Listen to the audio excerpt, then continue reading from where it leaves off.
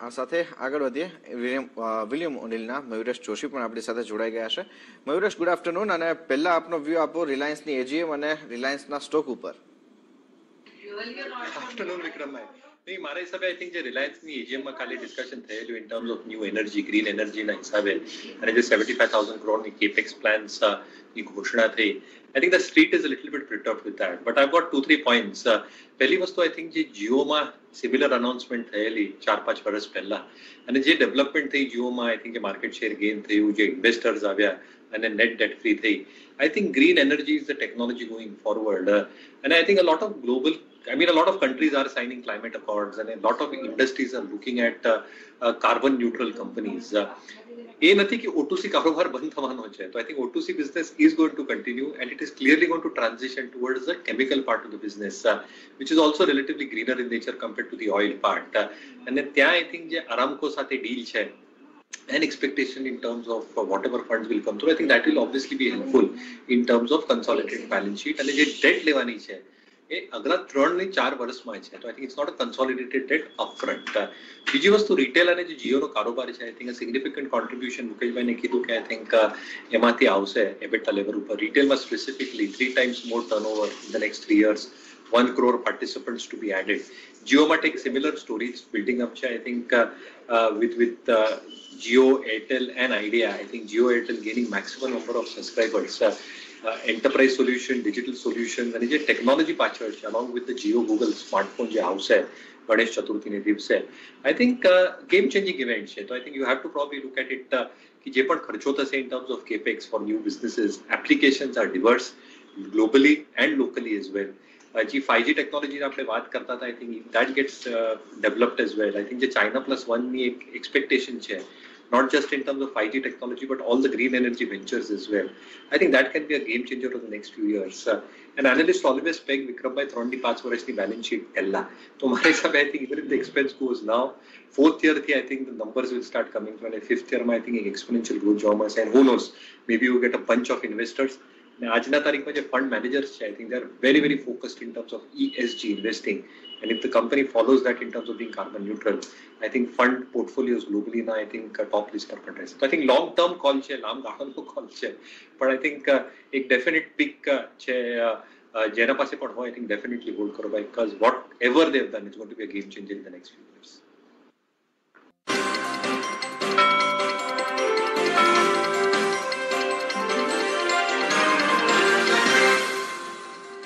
Welcome back. અને આગળ વધીએ. આપણે આજના દિવસના માર્કેટની વાત કરી રહ્યા છે. આપણી સાથે ઋષિત અને મયુરેશ જોડાયેલા છે. અને ખાસ કરીને તમે જોયો કે આજે આપણને બેન્કિંગ સ્પેસ તરફથી અને સાથે સાથે મેટલ સ્પેસ તરફથી એક મોટો જમ્પ, મોટો સપોર્ટ ઇન્ડેક્સ લેવલ ઉપર આવતો દેખાઈ રહ્યો છે. પણ આ બધાની સાથે એક પાસું ખાસ આજના દિવસના માર્કેટની અંદર આપણને પોઝિટિવલી પ્લે થતું આપણને જે જોવા મળી રહ્યું છે, અપાર્ટ ફ્રોમ બેન્કિંગ અને ફાઇનાન્શિયલ, એ છે IT sector.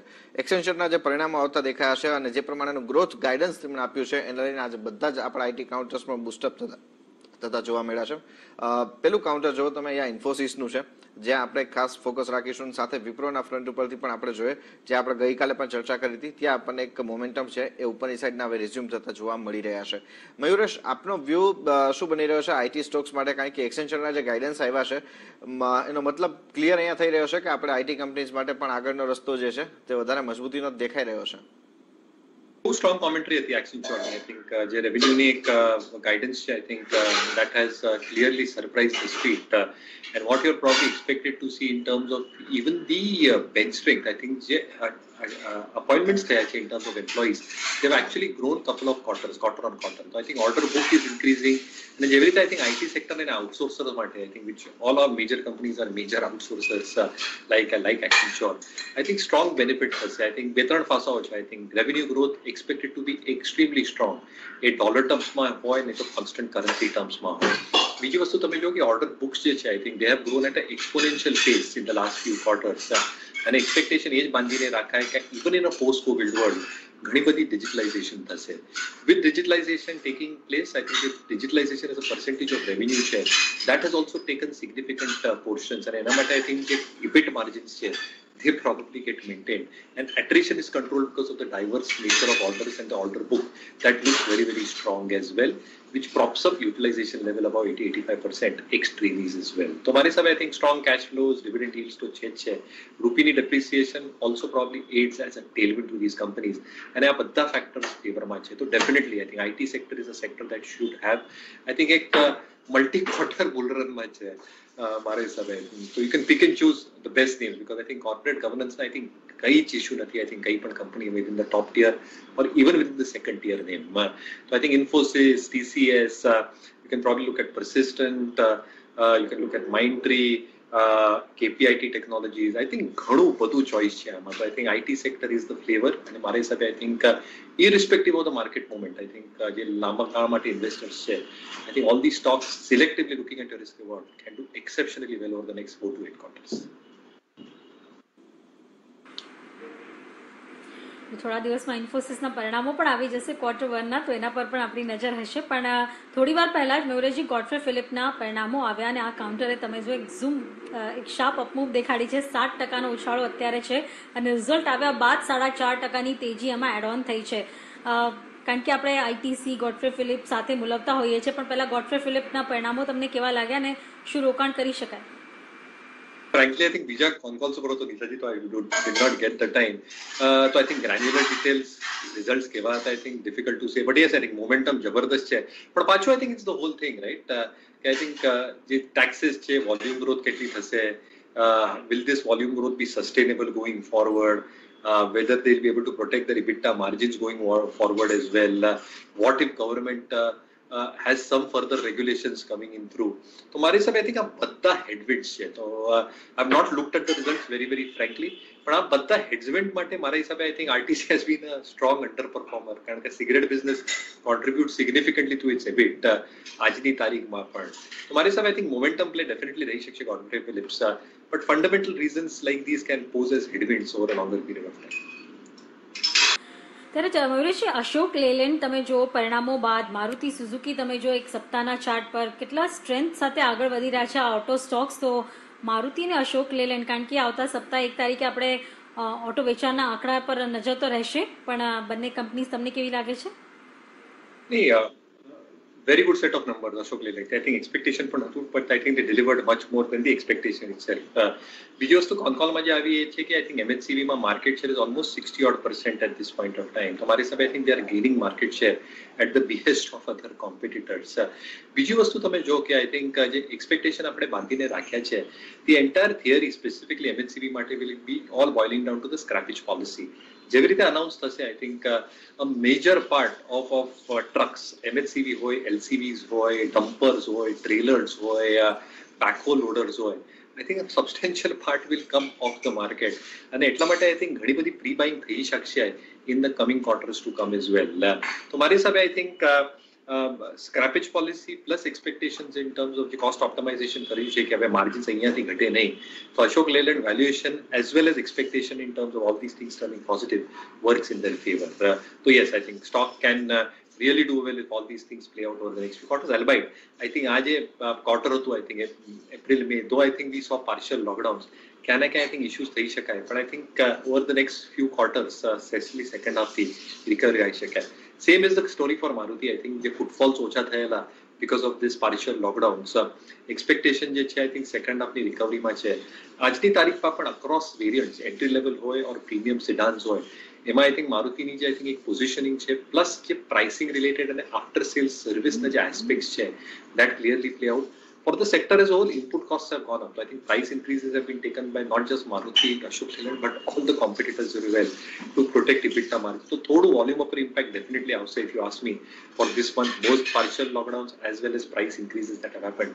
But lamba gala mate, I think જેવી રીતે personal mobility ની I think એક demand વધશે even in the post-COVID scenario.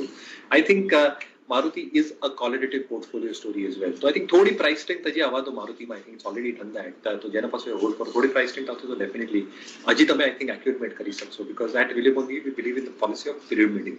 એટલે ભાવ ઉપર જશે તો I think price strength છે અને સ્ટોકમાં દમ છે based on earnings parameters. And therefore if the price goes further up, just add to your positions a little bit more. And I'm pretty sure that with the logic and reasoning given, I think 1-2 વર્ષમાં I think સરસ થશે stock. Okay મયુરેશ, Ajmera રિયાલ્ટી તમને કેવું લાગે છે? આજે પણ 12.5% ઉપર છે અને તમે જો તો 5 ગણા વોલ્યુમ સાથે, સ્પેશિયલી તમે જો વીકલી ચાર્ટ કે મંથલી ચાર્ટ પર જુઓ તો જબરદસ્ત રિટર્ન આપ્યા છે. 40-45% રિટર્ન ફક્ત તમને વીકલી ચાર્ટ પર જોવા મળી રહ્યા છે. તમને આ સ્ટોક કેવો લાગે છે, અજમેરા રિયાલ્ટી? પ્યોર પ્લે છે Nishaji, I think on affordable housing, અને જેવી રીતે નંબર્સ છે I think numbers have been relatively better. I think પાછલા ક્વાર્ટરમાં થોડા આઈ થિંક numbers soft આવેલા for execution issues, but what we probably see is that as this trend picks up and because EBIT margins remain extremely strong, I think above 30-35% ના margins છે, though for the last quarter I think it came off. જે margin normalization થશે because of the entire focus જે છે affordable housing માટે, I think it should probably pick up steam in a significant manner. At the same time તમે જોશો કે I think જે debt levels છે I think that is a little bit on the higher side, અને એટલા માટે I think execution કરવાની I think જે એક expectation બાંધીને રાખી શકાય for a stellar performance in terms of core numbers that can work out very very well. Dividend yield 1% ની આસપાસ છે and the stock has done phenomenally well. I think તમે last 3-4 sessions જોશો તો I think it has rallied quite significantly. તો મારા હિસાબે I think momentum હજી પણ સ્ટોકમાં છે, પણ you have to be a little bit careful now because I think જેટલા પણ reasons કીધા I think numbers now will have to justify re-rating from the current level. એટલા માટે I think જે investors પાસે છે or traders ને લીધા છે, my opinion will be at least to book some profits out of Ajmera at this point of time. I think you have to book profits when the stock is in a good momentum and a run. Valuations થોડા stretched at this point of time અને થોડું extended પણ છે stock because of the sheer movement that it has seen in the last 4 or 5 trading sessions. So there is no harm taking some money off the table, book some partial profit in Ajmera reality. કારણ કે numbers અહીંયાથી I think re-rating કરશે stock. Okay, women's India પર આ view બનતો ત્યારે તમે જો તો સ્ટ્રેન્થ હજુ પણ બેંક નિફ્ટીમાં છે, પણ જે 600-650 પોઈન્ટની હતી હવે એ 548 પોઈન્ટની છે. તો ફ્રેશ સેલિંગ ક્યાં આવ્યું છે? રિલાયન્સ પર કન્ટિન્યુઅસ આપણે દબાણ જોઈ રહ્યા છે, પણ હિન્દાલ્કો, એનટીપીસી, એક્સિસ બેંક જે આપણે શોના શરૂઆતમાં ચર્ચા કરી ત્યાં સ્લાઇટલી તમે જો નફા વસૂલી થઈ રહી છે. આઈશર મોટર્સ તમે જોઈ લો, ઓએનજીસી, ગેલના કાઉન્ટર પર થોડો નફો અહીંયા કાંઠે બાંધી રહ્યા છે ટ્રેડર્સ. પણ ઓએનજીસી થોડો વીક દેખાઈ રહ્યો છે, પણ એને જો તમે ચાર્ટ પર જુઓ તો ખાસો ઇન્ટરેસ્ટિંગ છે અને પ્લે પણ તમે જુઓ તો જે રીતે અપસ્ટ્રીમ કંપની છે ઓએનજીસી, ક્રૂડના ભાવ 75 ને પાર નીકળી ગયા છે. મયુરેશજી, ઓએનજીસીના રિઝલ્ટ પણ તમે જોયા હશે, કેવા લાગ્યા અને શું સલાહ આપશો? જે કોન્ફોલમાં ડિસ્કશન થયેલું I think they were very very robust. બે વસ્તુ આઈ થિંક જે કેપેક્સ પ્લાન છે ઓલમોસ્ટ 29,500 crores છે. ઘણું બધું આઈ થિંક જે KG-T6 બેસિનમાં I think they could not do a lot of exploratory work પેન્ડેમિકના ઇશ્યુઝ માટે. And at the same time તમે જોશો કે જે ગેસના પ્રાઇસીસ છે they are expecting gas prices to move higher, and obviously I think જે રી-રેટિંગ થાય ગેસ પ્રાઇસીસની ઓર જે બેસનું રિવિઝન થાય every 6 months because the prices have moved higher, next revision will definitely be from the higher side on the basket of gas products on gas prices that we track. So I think volume should be good. જેવી રીતે price crude પ્રાઇસીસમાં increase થઈ છે I think that gives a direct pass through on to the bottom line, અને એટલા માટે I think જે realization ક્રૂડની વધશે specifically even for the coming quarter will be significantly higher than the previous quarter.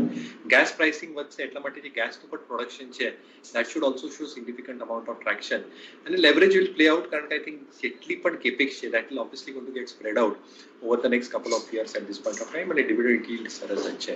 So yes, I think થોડું momentum મારી હિસાબે હજી પણ રહેશે ઓએનજીસી જેવા કાઉન્ટર.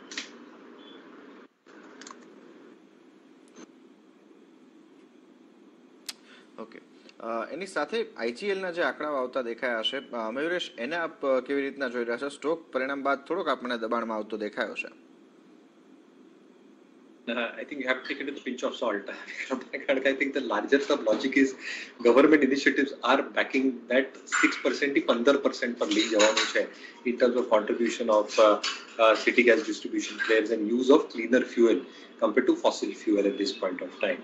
તો મારા હિસાબે I think જેવી રીતે અનલોકની એક્ટિવિટીઝ છે આજની તારીખમાં થોડું આઈ થિંક ક્વાર્ટર વનમાં પણ પ્રેશર આવી શકશે કારણ કે પાર્શિયલ લોકડાઉન્સ માટે lot of vehicles were not flying, planes were not flying, એટલા માટે જે કન્ઝમ્પશન છે CNG વાળું specifically I think local vehicles માટે ATF consumption was down. At the same time તમે જોશો કે આઈ થિંક જે PNG કન્ઝમ્પશન છે I think that would probably have remain constant, અને જેટલી એક્સપેક્ટેશન આપણે બાંધીને રખાય because it's a multi quarter multi secular story. કેટલા નવા પ્લેયર્સ પણ આવશે તો પણ I think the playing field is so huge with new geographical areas, volume growth, અને I think obviously now the expertise that they've got with increased volumes, payback happens within a year and a half times in the new geographical area, maximum 2 years kind of a thing. So return on capital employed પણ I think જબરદસ્ત તરીકેથી પાછળ આવશે. At the same time, cash flows remain strong. So I think gas distribution plays ઉપર positive race from a medium to long term. તો આ આપણને view Titan માટેનો દેખાઈ રહ્યો છે. પણ સાથે મયુરેશ, આજે આપણે જોઈએ તો બીજા જે કેટલાક કંપનીઝના આંકડાઓ આવતા દેખાયા હશે એના ઉપર પણ જો આપણે એક વખત નજર કરીએ, ગોડફ્રે ફિલિપના આંકડાઓ ઘણા મજબૂત આવતા દેખાય, ત્યારબાદ આપણે જોઈએ તો અહીંયા આપણે એક સારી એવી સ્ટ્રોંગ એક્શન બનતી જોઈ રહ્યા છે. પણ સામે તમે જુઓ કે આપણને પીએનસી ઇન્ફ્રાનું કાઉન્ટર છે કે પછી બોદલ કેમિકલ્સ જેવા કંપની છે જેના આંકડાઓ આપણને એટલા એગ્રેસિવલી પોઝિટિવ આવતા નથી દેખાયા, પણ ટ્રેન્ડ જુઓ તો અહીંયા આપણને આ બધા સ્ટોક્સની અંદર હવે થોડોક નીચેના સ્તરથી સુધરતો દેખાયો છે. આ સિવાય કેસીપી લિમિટેડનું કાઉન્ટર જો તમે ત્યાં આપણને એક સારી એવી એક્શન આવતી દેખાય છે. આમાંના કોઈ આજે સ્મોલ અને મિડ સાઇઝ કાઉન્ટર આપના રડાર ઉપર હોય તો આના આંકડાઓને આપ કેવી રીતે મૂલવી રહ્યા છો? ડેવલપર્સ ઉપર હું ધ્યાન રાખીશ આજની તારીખમાં વિક્રમભાઈ. આઈ થિંક પીએનસી ઇન્ફ્રાટેક હોય, કેએનઆર કન્સ્ટ્રક્શન હોય, થોડી પ્રાઇસ સ્ટ્રેન્થ આવશે તો હજી મજા આવશે. Logic is pretty simple. I think order books are quite good. PNC, if I'm not mistaken, order book including L1 is close to 18-20,000 odd crores. જે 3 વર્ષની visibility આપે. EBITDA margins are expected to get maintained between 13-14%. Bay projects I think are almost on the verge of getting sold out. The balance sheet may strength આપશે. And again I think the kind of projects that you do, EPC is almost 81-82 odd percent, and hybrid HAM is almost 18%. The equity contribution લાગશે આ બધા HAM projects માં is close to 350 ની આજુબાજુ crore over the next 2 to 3 years. So I think જેવી રીતે પાછલા યરની લોકડાઉનમાં I think execution issues જોવા મળેલા because of labor migration is not worse this time around. So I think numbers will be better, though little bit softer quarter on quarter, but recovery will be tremendous because execution અને જે balance sheet strength છે road developers માટે I think is going to be tremendous going forward. અને PNC અને KNR ની I think balance sheet is one of the strongest. થોડી price strength હજી આવશે તો મારી હિસાબે I think they are good place within this mid cap basket that you spoke of. Okay, તો કમેન્ટ્સ પર અને એક્સિસ બેંક પર આ બંને પર અત્યારે એક BTST કોલ રુચિત તરફથી આવી રહ્યો છે, તો તમે એને જલ્દીથી નોટ ડાઉન કરીને ટ્રેડ લઈ શકો. BTST કાઉન્ટર રુચિત તરફથી રેકમેન્ડ થતા. ત્યારે તમે જુઓ અત્યારે ખરીદારીની આપણે ચર્ચા કરી રહ્યા છે, તો તમે અત્યારે ગતિની આપણે વાત કરી તો એજિસ લોજિસ્ટિક તમે જુઓ, સ્નોમેન લોજિસ્ટિક જુઓ. મયુરેશજી, ઘણીવાર એવું થાય છે કે આ સ્ટોક ખૂબ જ 1-2 દિવસનો ટ્રેડ બતાવે છે અને પછી સાઇડલાઇન થઈ જાય છે, પણ એમાં રોકાણ માટે તક શોધવી કે થોડું દૂર રહેવું? Weight and watch. મારી હિસાબે આઈ થિંક આજે પણ મોમેન્ટ આવી છે અને એક્સપેક્ટેશન એ જ છે કે આઈ થિંક ઇમ્પ્રુવમેન્ટ થશે, પણ ક્યાં ને ક્યાં I think I still now we need to weight four numbers, કારણ કે મોમેન્ટ ઘણી બધી આવી ગઈ છે ઘણા બધા લોજિસ્ટિક સ્ટોક્સમાં. તો let's see how the June numbers play out અને એના પછી આપણે ઇન્ડિવિજ્યુઅલી કોલ લઈશું.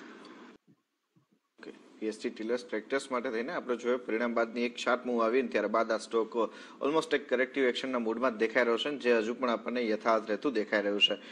મયુરેશ, આપણે જોયા આજે હાઉસિંગ ફાઇનાન્સ કંપનીઝમાં ફરી પાછી એક્શન આવતી જોવા મળી છે, અને જેમાં ઇન્ડિયાબુલ હાઉસિંગ ફાઇનાન્સ તો બિલકુલ સાઇડવેઝ થઈ ચૂક્યો છે અને અહીંયા તો આપણને કરેક્ટિવ મોડ દેખાઈ રહ્યો છે, પણ આઉટ પરફોર્મન્સ દેખાઈ રહ્યું છે આપણને LIC હાઉસિંગ ફાઇનાન્સમાં.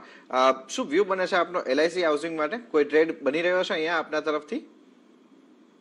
સોફ્ટ હતા તો મારા હિસાબે I think there will be recovery in the second half itself, પણ મારે પિક એન્ડ ચૂઝ કરવું હોય હાઉસિંગ ફાઇનાન્સ સ્પેસમાં તો મારા હિસાબે આઈ થિંક Canfin Homes થોડી પ્રાઇસ સ્ટ્રેન્થ બતાડશે તો I think looks like one of the most probable bets. Strong balance sheet છે, એસેટ ક્વોલિટીના જે પ્રેશર્સ છે રિપોર્ટેડ GNPAs NPAsના હિસાબે are not that significant. expectations in terms of individuals at least being 76% અને બાજુના I mean પાછા I think 24% માં પણ ઘણા બધા individuals છે who are self employed self business વાળા જે હોમ લોન્સ લે છે. at the same time the provisioning છે Canfin Homes માટે on its balance sheet and the credit costs which are expected to remain low. I think it's a wonderful story playing out. તો મને pick and choose કરવું હોય housing finance companies માં તો મારું pick Canfin Homes છે.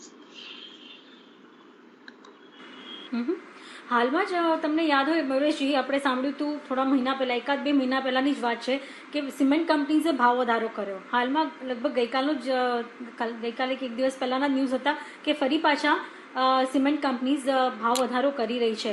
તો આ સતત ભાવ વધારો, અને આપણે ઓલરેડી જોઈ રહ્યા છે કે કન્સ્ટ્રક્શન તો ક્યાંય નથી રૂક્યું આ લોકડાઉનમાં પણ, તો હજુ પણ સ્ટ્રેન્થ જોવી જોઈએ, રોકાણ કરવું જોઈએ સિમેન્ટ કંપનીઝમાં? આપની પસંદગી? એબ્સોલ્યુટલી. અને મારી હિસાબે આઈ થિંક let's understand કે I think જે મોન્સૂનનો ક્વાર્ટર હોય એટલે I think Q2 is going to be extremely soft A normal જ હોય because of monsoon અને સેકન્ડ હાફમાં જબરદસ્ત રિકવરી આવે. બીજી વસ્તુ જો કે આઈ થિંક જે નવા કેપેસિટીઝ આવવાના પણ છે આઈ થિંક લિમિટેડ સ્કેલમાં આવવાના છે એટલા માટે આઈ થિંક જેવી રીતે ડિમાન્ડ વધશે which is increasing rural affordable housing urban affordable housing infrastructure projects માટે and because of that utilization levels move higher already it's between 70-75 as they tend to get even higher between 75 and 80 एक natural operating leverage આવે કારણ કે prices have got increased and utilization level is moving higher which means that EBITDA margins are protected and reported EBITDA per ton because of higher volumes gets reflected ultimately in the bottom line as well. Debt reduction પણ થશે and at the same time I think the bigger players will have larger market share gains as well. તો મારા હિસાબે absolutely yes, it's a wonderful space to be in. Ultratech, Ambuja, large cap names, mid cap names, I think we like players like a Dalmia Bharat Cement. જ્યાં અમારે લાગે છે કે I think હજી પણ ઘણું બધું સ્કોપ છે જે I think હમણાં એક recent corporate developments થઈ in terms of જે સબસિડરીમાં I think પૈસા આવ્યા મારા હિસાબે I think that becomes incrementally and exponentially positive. So yes, as a sector looks very very good અને આ બધા picks મારા હિસાબે સરસ કરશે in the next 1 to 2 years. Definitely મયુરેશજી તમે જુઓ શુગર કંપનીઝનો જે રેલી હોય છે ને એ સમરમાં જોવા મળે છે કારણ કે ત્યારે ડિમાન્ડ પિકઅપ સારી થતી હોય છે પણ છેલ્લા તમે જો 6 મહિનામાં જુઓ ને તો કન્ટિન્યુઅસ ખરીદારી છે. અત્યારે તો હવે મોન્સૂન આવી ગયું પછી ફેસ્ટિવલ સિઝન આવશે તો તમને લાગે છે કે આ રેલી હજુ પણ આગળ વધી શકે ને પહેલાં જ્યારે રોકાણ માટે શુગર સ્ટોક પસંદ નહોતા કરતા પણ શું હવે કરવા જોઈએ? એવી રીતે આપણે પહેલા પણ વાત કરેલી છે જે આઈ થિંક શુગર સાયકલ 2-2.5 વર્ષનો હોય and over the last few quarters એટલે 3-4 ક્વાર્ટરમાં I think the sugar cycle has started paying off. Production is going to be a little bit lower than last year. Demand એટલી જ રહેશે. Export opportunities will go higher because Brazil ને ઘણું બધું I think એક તો crop ઓછો આવ્યો છે અને ઘણી બધી I think ethanolમાં ડાયવર્ટ કર્યું છે એટલા માટે જે સુગર પ્રાઇસિંગ છે ઇન્ટરનેશનલ સ્કેલ ઉપર that has gone up. તો net I think જેટલી લાસ્ટ યરની કેરી ઓવર ઇન્વેન્ટરી હતી it will be far lower this year and even lower as we head next year. તો એક્ઝેક્ટલી મિડ પોઈન્ટ ઉપર છે sugar સાયકલમાં આપણે હજી પણ આઈ થિંક જેવી રીતે હું કહેતો હતો 2.5 વર્ષની સાયકલમાં હજી there is a few more quarters to go and as this plays out અને જેવી રીતે એથેનોલની પૂરી થીમ પ્લે આઉટ થશે because a lot of these companies have put in distillery operations અને એટલા માટે જે એડેડ રેવન્યુ મળે because of improved realization and improved margins that plays on the EBITDA and the bottom line as well.